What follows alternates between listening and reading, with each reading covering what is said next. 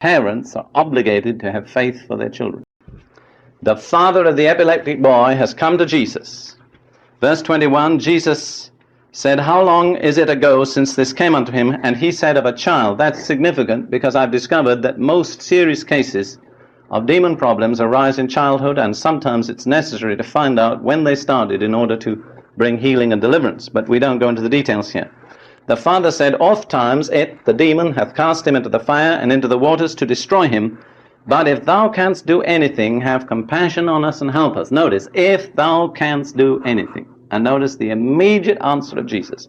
If thou canst believe, all things are possible to him that believeth. What was he asked to believe for? His own deliverance? No, the deliverance of his son. And here's a scriptural principle that we don't have time to establish in this study. Parents are obligated to have faith for their children.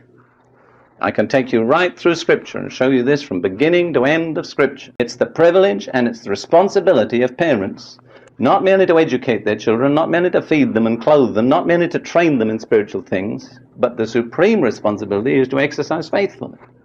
And as far as I'm able to find in Scripture, Jesus never ministered to a child unless at least one parent exercised faith on behalf of that child.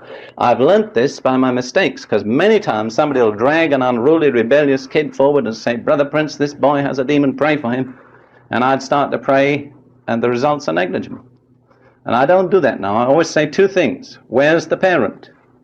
If the parent isn't here, is there anybody that accepts the responsibility of a parent for this child? Not just for 5 minutes in the deliverance service, but for life.